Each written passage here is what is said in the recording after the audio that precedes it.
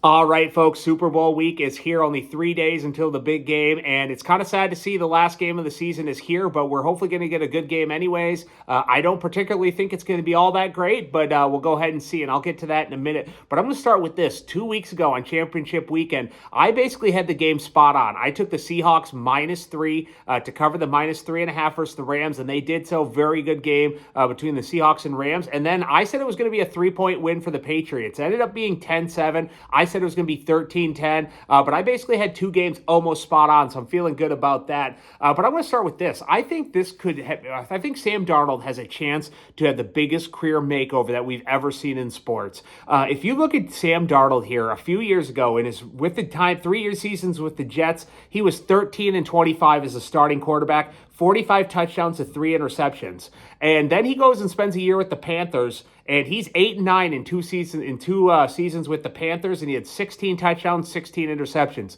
He goes and spends a year as the backup for the 49ers behind Brock Purdy, and then it looked like his starting career was over. I didn't think he would ever be a starter again. He went to Minnesota, and at the time it was probably to be a backup for J.J. McCarthy. J.J. McCarthy has to have a second knee operation. Sam Darnold wins 14 games, goes to the Seahawks. He wins 14 games again this year, only the second quarterback ever to win 14 games 2 years in a row. And now he's just one game away from winning the Super Bowl. And I would think that would be the biggest career turnaround that we've ever seen, certainly in the NFL, or at least I'm having a hard time coming up with one here. So just amazing turnaround for Sam Darnold. But I think there's two teams in this game that have some very different paths to the Super Bowl. I'm going to start with the Patriots. So the Patriots, if you look at the Patriots this season, and I'm going to preface this by saying, if you make the Super Bowl, you deserve to be there. And there's nothing, no one can take that away from you. But at the same time, we can also admit that they're a little bit untested. If you look at the regular season, they had 3 games against teams with winning records, and they made the playoffs, and they lost 2 of those games.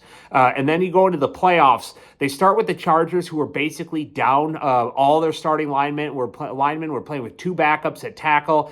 Just were not in a position to really be in a playoff game. They have the game against the Texans, in which it's very windy, kind of spitting rain, and C.J. Stroud those 5 interceptions. And then against the Broncos, they get a huge break with Bo Nix breaking his ankle. And I think the Broncos probably would have won that game had Bo Nix not broken his ankle the week before. So good for them. They're in the playoffs. They've beaten 3 teams in the playoffs with top 5 defenses, but they scored 16 or less points in 2 of those games. And right now during the playoffs, Drake May has 5 turnovers, and he has 3 more fumbles that did not result in a turnover. So I don't think he's been playing particularly well during this postseason run. If you look at the Seahawks, they had 3 games against the Niners and 3 games against the Rams. Those are 2 probably top 5 teams in the NFL right now. It just so happened that they all fell in the same division. They had the Jags this year, they played the Texans, and they played the Steelers. They've just had a lot more tougher games than the Patriots, and I've just been a lot more impressed with what they've been able to do this season.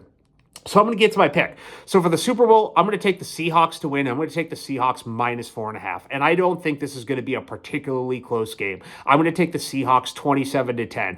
And I think all year, looking back on this year and reflecting on what we've seen, I think this Rams and Seahawks were the 2 best teams all year long. The Seahawks beat the Rams, and I think they've just probably been the best team all year, and I think they probably should win this game, and I think they should win it kind of handily. I think they're better on defense. I think they're better on offense. I think they have better playmakers, and I just think they're an overall better team. And Sam Darnold right now today during these playoffs is playing better than Drake May is.